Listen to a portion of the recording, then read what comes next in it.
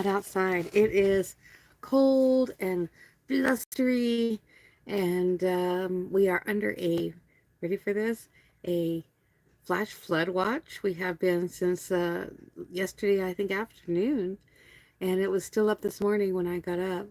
So where I would put the camera, it's a little flooded right now. Not bad, it's just like, this much water. So there's really no place to stay dry out there where I can do this video with the camera and do some exercises. So I'm not sure what to talk about today, but please feel free to reach out if you have any questions or comments. Do something today, even if it's inside with one of the older videos, just a little stretching. That's always good. Everyone know the office workout? That became very popular when I was a lot younger because people were sitting down in chairs all day and getting bad backs and bad neck problems.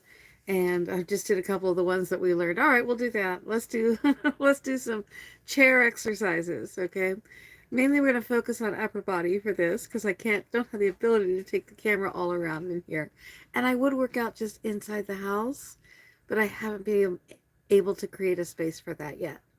And we've got a few other projects going on that are kind of taking up the space. One is my resin projects, and that's a lot of fun, and that's what I've been doing to keep busy in this weather. So how do you work out in a chair? Well, it's really pretty easy. And one of our students' moms was in a wheelchair, and she thought it was pretty cool that she was allowed to, even though she wasn't signed up for the class, she was allowed, we encouraged her to sit in the chair and do the exercises with us. So whether you are bound to a wheelchair or bound to a desk chair, just do some exercise when you're sitting down. And the easiest ones are, we can still do our neck, right? I'm just going to talk about them today. I'm not going to run through the full workout, but it does help me to just to stretch a little bit. And then the side to side. We know this one. We can roll our shoulders by putting our arms down. Rolling our shoulders. Kind of hard to swing my arms. Remember, always rolling forward first. And then we can roll our shoulders backwards. Just loosening up. And one of the ones that I found most helpful when I was sitting in the chair was the one I started you guys on yesterday, and that was interlocking the fingers, thumbs down, push it straight out in front of you, take it up over your head, all the way up to the ears, like so. And you can't see too well today, but I release my hands, I grab one hand with the other hand, and I pull it up. I do the same thing on the other side. Pull it up, and then release it, shake it out, okay? And then this is a fun little chair twist that helped my back so much. What I do is I keep my hips forward, just like when we're standing up outside. Okay, when we're standing up doing our workout, I keep my hips forward. And then I reach with the chair, I reach around to the arm, and I lean back as far as I can, or I go back as far as I can. And that kind of helps to stretch the spine. Again, catch the chair, lean back. Good. Okay. Can you bring your knee up to your chest when you're sitting in a chair? You sure can. Okay, so bring your knees up. Bring the other knee up. Oh, I can't get a good shot of this. This is so tight in here. But what I am doing is I'm bringing my knee up, and then I'm grabbing it with my hands. There I am. Okay, so bringing the knee up and then grabbing it with the hands. That's a good one. Okay. Flexing the foot under the desk. This one's going to be an audio, not visual on. But flexing the foot under the desk where you extend the legs out. Flexing those toes. This is a great one to do when your boss isn't looking. Well, even if your boss is looking. You can work while stretching.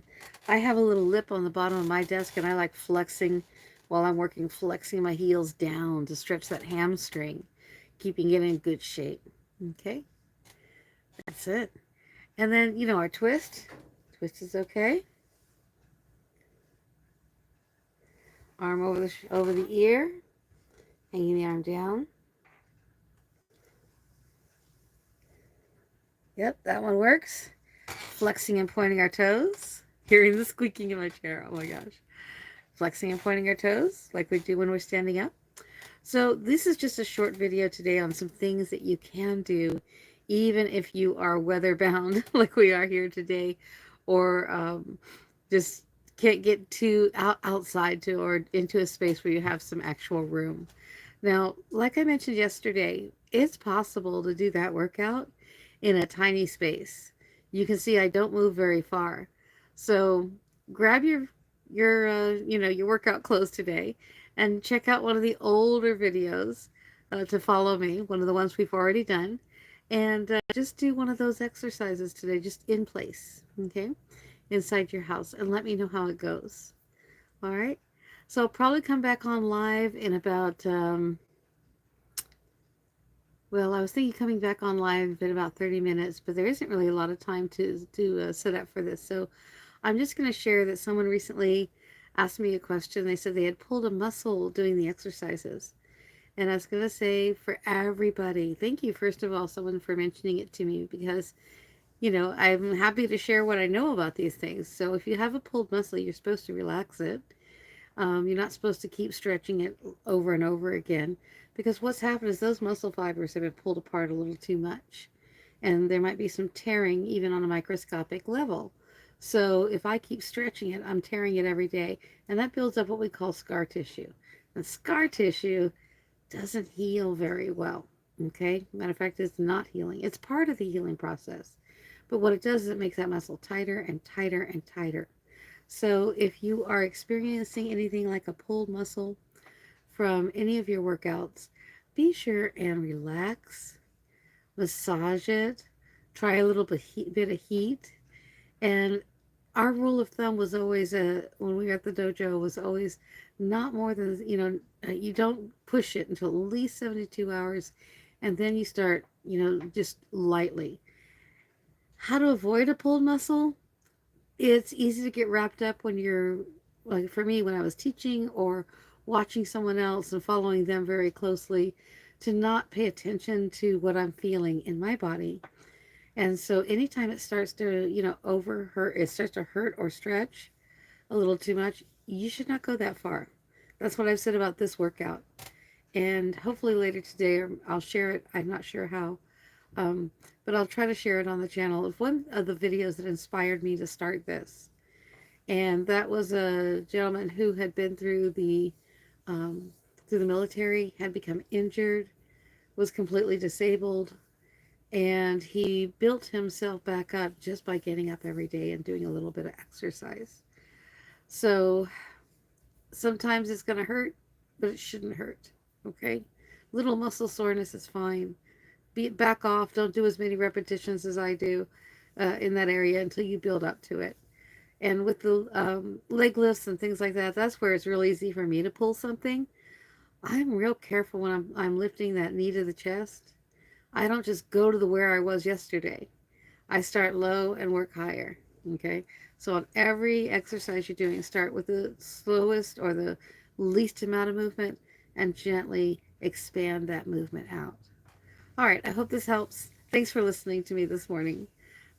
Go pick out one of those other workouts. Thank you for your understanding during this weather. It's really bad. And I will talk to you soon. Blessed be.